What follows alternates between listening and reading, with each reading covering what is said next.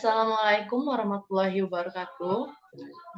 Kami dari kelompok 11 ingin mempresentasikan hasil materi yang diberikan oleh Bapak Rizky Syahril terkait dengan etika pemerintahan.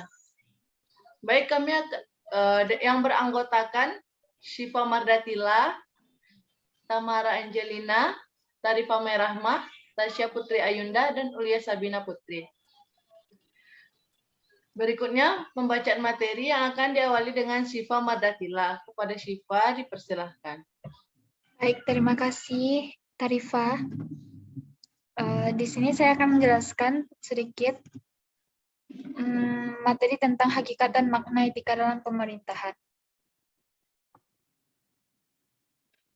Hakikat dan makna etika dalam pemerintahan. Etika berkenaan dengan sistem dari prinsip-prinsip moral tentang baik dan buruk dari tindakan atau perilaku manusia dalam kehidupan sosial. Etika berkaitan erat dengan tata susila atau kesusilaan, tata sopan santun atau kesopanan dalam kehidupan sehari-hari yang baik dalam keluarga, masyarakat, pemerintahan, bangsa, dan negara. Etika dalam kehidupan didasarkan pada nilai, norma, kaidah, dan aturan. Etika dapat berupa yakni etika umum atau etika sosial dan etika khusus atau etika pemerintahan. Dalam kelompok tertentu dikenal dengan etika bidang profesional yaitu kode PNS, kode etik kedokteran, kode etik pers, kode etik pendidik, kode etik profesi akuntansi, hakim, pengacara, dan lainnya. Etika pemerintahan adalah norma atau nilai-nilai moral yang menjadi pedoman bagi keseluruhan aparat pemerintahan dalam melaksanakan tugas dan kewajibannya menjalankan pemerintahan. Pada hakikatnya, etika pemerintahan bersumber dari peraturan perundang-undangan, nilai-nilai keagamaan, dan nilai-nilai yang sosial budaya yang berasal dari kehidupan bermasyarakat serta berasal dari adat kebiasaan dan sejenis dengan itu. Pemerintah sebagai alat kelengkapan sebuah organisasi modern yang mempunyai tugas dan tanggung jawab untuk dapat merealisasikan cita-cita negara harus memiliki keinginan yang kuat dan menanamkan nilai etis dalam diri aparatur agar cita-cita negara dapat terwujud. Berikutnya, nilai-nilai yang dikembangkan etika pemerintahan adalah yang pertama, penghormatan terhadap hidup manusia dan HAM lainnya. Yang kedua, kejujuran baik terhadap diri sendiri maupun terhadap manusia lainnya.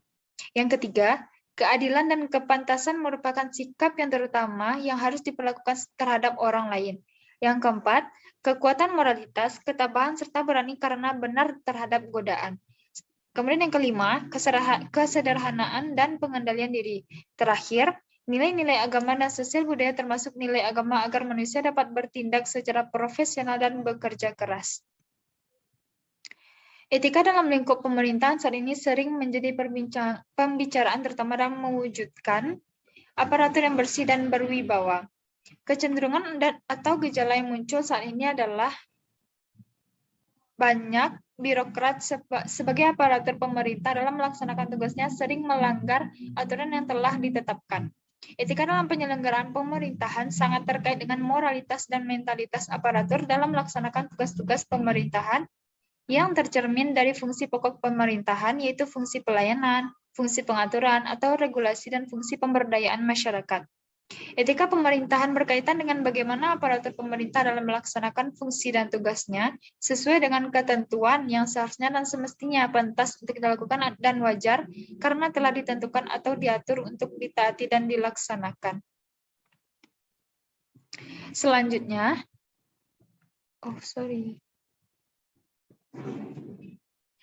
dalam penyelenggaraan pemerintahan dikenal 4 tingkatan etika, yaitu yang pertama, etika atau moral pribadi, yaitu yang memberikan teguran tentang baik atau buruk yang sangat tergantung kepada beberapa faktor antara lain pengaruh orang tua, keyakinan agama, budaya, adat istiadat, dan pengalaman masa lalu.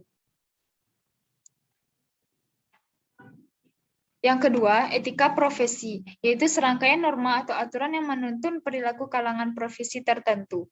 Yang ketiga, etika organisasi, yaitu serangkaian aturan dan norma yang bersifat formal dan tidak formal yang menuntun perilaku dan tindakan anggota organisasi yang bersangkutan. Dan yang terakhir, etika sosial, yaitu norma-norma yang menuntun perilaku dan tindakan anggota masyarakat agar keutuhan kelompok dan anggota masyarakat selalu terjaga dan terpelihara. Segitu penjelasan dari saya, Terifa. Terima kasih. Baik, terima kasih kepada Syifa Mardatila. Materi selanjutnya akan dijelaskan oleh Tamara Angelina. Kepada Tamara dipersilahkan. Baik, saya akan menjelaskan fungsi etika dalam pemerintahan. Etika pemerintahan diperlukan dalam penyelenggaraan pemerintah. Etika pemerintahan terbentuk sebagai suatu bentuk tuntunan masyarakat yang menghendaki agar jalannya pemerintahan berjalan dengan sesuai prinsip-prinsip penyelenggaraan pemerintahan yang baik. Pelaksanaan etika pemerintahan dalam penyelenggaraan pemerintah di Indonesia perlu disertai dengan sanksi di setiap aparat pemerintah yang melakukan kesalahan, mengingat dalam konsep etika tidak dikenal adanya sanksi yang bersifat fisik, tapi sanksi yang bersifat sosial.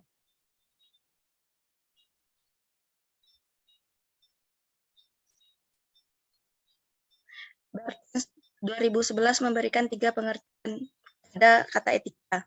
Yang pertama, kata etika bisa dipakai dalam arti nilai-nilai dan norma-norma moral yang menjadi pegangan bagi seseorang atau suatu kelompok dalam mengatur tingkah lakunya. Yang kedua, kata etika berarti juga kumpulan asas atau nilai moral.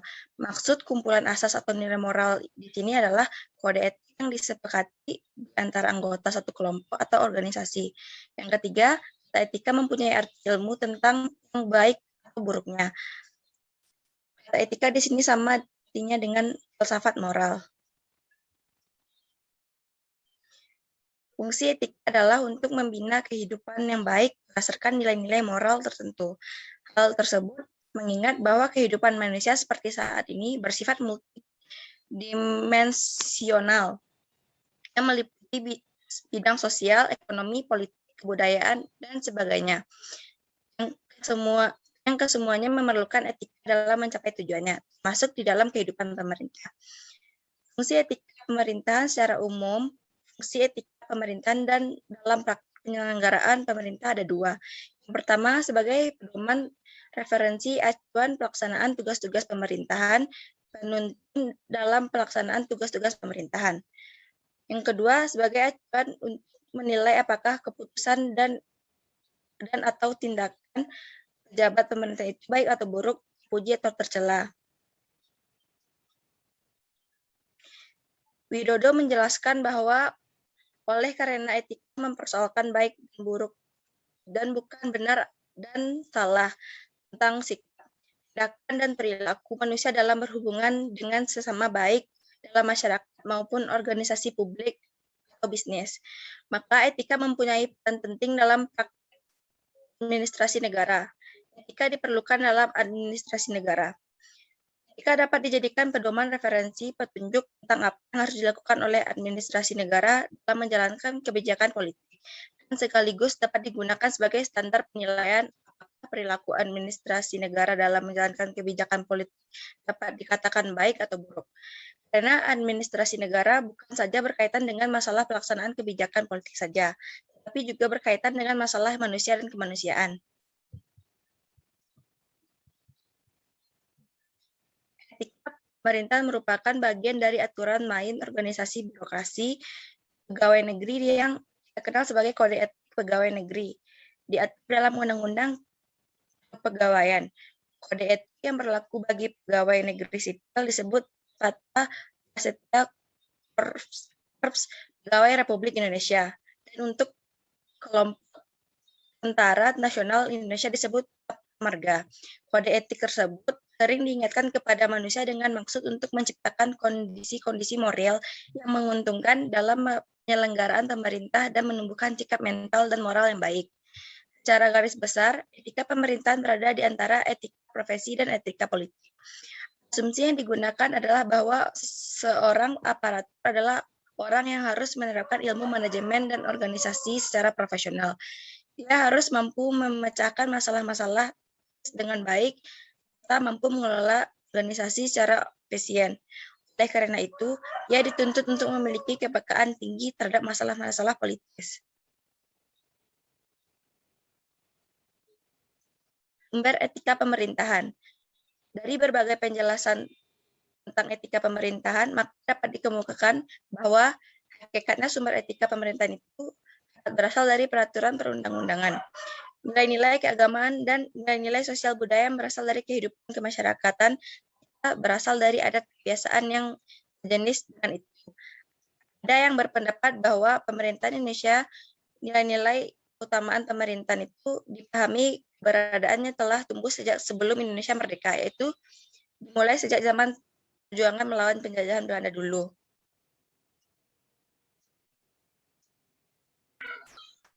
Nilai-nilai keutamaan Terima pemerintah yang kasih dimaksud. kepada Tamara.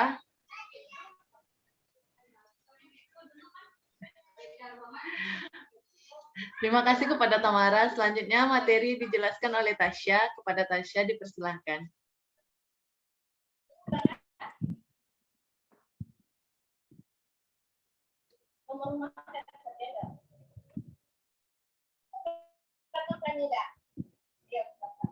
Kok hilang nih sistem?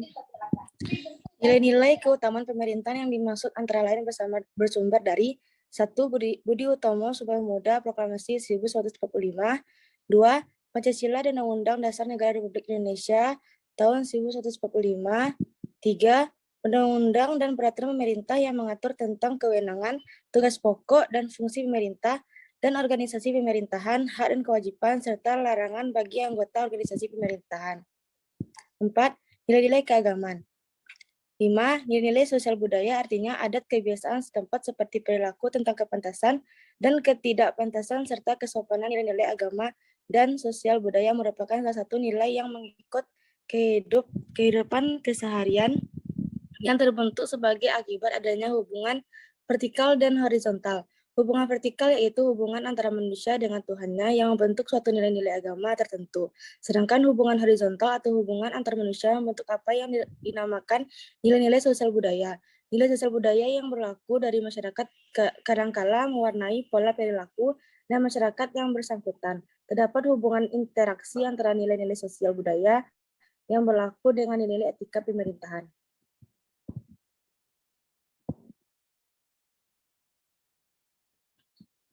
Sumber-sumber etika pemerintahan. 1. Relativitas etika pemerintahan.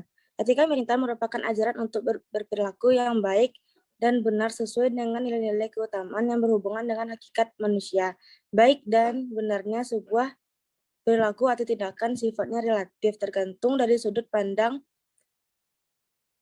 apakah ia akan dilihat nilai etika tersebut. Sebuah tindakan dimaknai berbeda dari perspektif deontologis, teleologis, dan kontekstual. Nilai etika sebuah tindakan juga bisa berbeda dari suatu tempat ke tempat lain. Perbedaan tersebut disebabkan dari sumber nilai etika yang dipakai pada masyarakat satu tempat berbeda dengan masyarakat lainnya. Keanekaragaman adat, budaya, dan agama telah membuat penilaian terhadap sebuah tindakan bersifat relatif. Salah satu contoh nyata untuk menggambarkan relativitas etika pemerintahan adalah tata cara berdiskusi dan menyampaikan pendapat.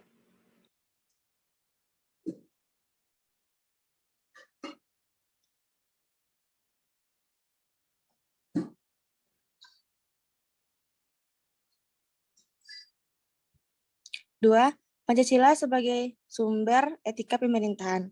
Supardi dan Romli 2003 menyatakan bahwa Pancasila adalah moral baik bagi perorangan maupun bagi masyarakat, serta juga moral bagi para pemimpin mulai tingkatan yang paling atas sampai yang paling bawah. Dengan perkataan lain bahwa etika hidup bagi para pemimpin, perorangan maupun masyarakat dalam kehidupannya. Perilaku, ucapannya, dan sebagainya adalah berdasarkan Pancasila. Falsafah Pancasila yang digali dari bumi Indonesia, dari kehidupan masyarakat Indonesia yang merupakan kepribadiannya, merupakan pandangan hidup bangsa. Bagi bangsa Indonesia, Pancasila adalah merupakan dasar negara, merupakan landasan ideal negara. Atas dasar itulah pemerintah Indonesia menjalankan kehidupan bernegara. Semua ketentuan yang mengatur kehidupan bernegara didasari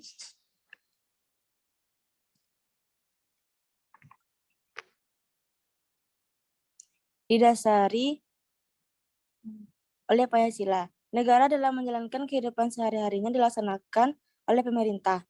Lebih tegas lagi oleh aparatur pemerintah. Dalam menjalankan tugasnya itulah, maka Aparatur pemerintah selalu berpegang teguh kepada Pancasila sebagai kode etik pemerintahan secara bulat dan utuh. Pancasila merupakan pedoman pelaksanaan kerja aparatur pemerintah dalam kehidupan bernegara.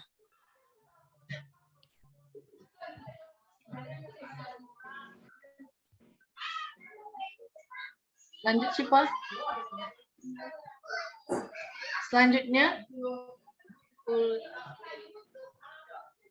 Selanjutnya materi yang akan dijelaskan oleh Ulia Sabina.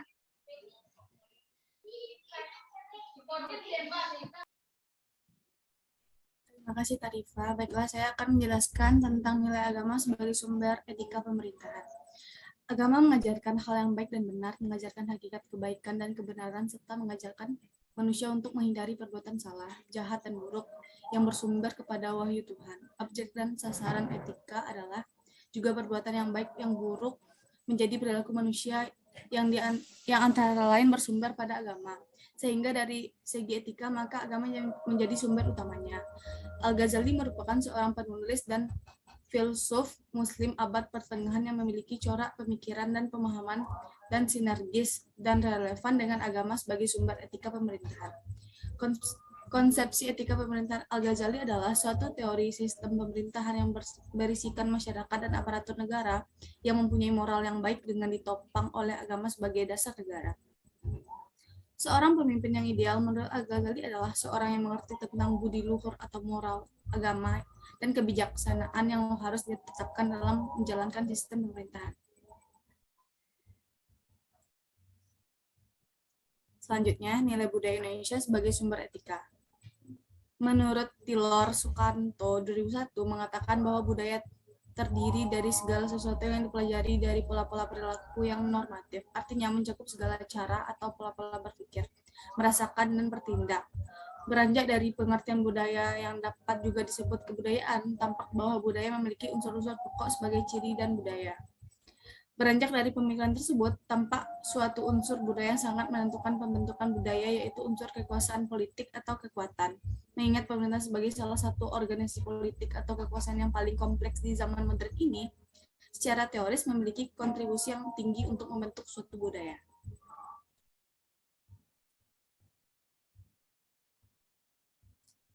Dalam kaitan dengan makna kebiasaan dalam pembentukan budaya,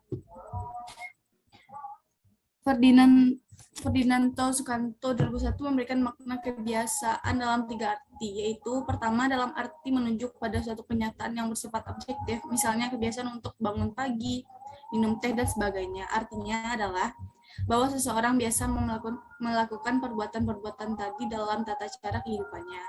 Yang kedua, dalam arti bahwa kebiasaan tersebut dijadikan kaidah bagi seseorang. Norma mana yang diciptakan untuk diri sendiri, dalam hal ini, orang yang bersangkutanlah yang diciptakan suatu perilaku bagi diri sendiri. Yang ketiga, sebagai perwujudan kemauan seseorang untuk berbuat sesuatu.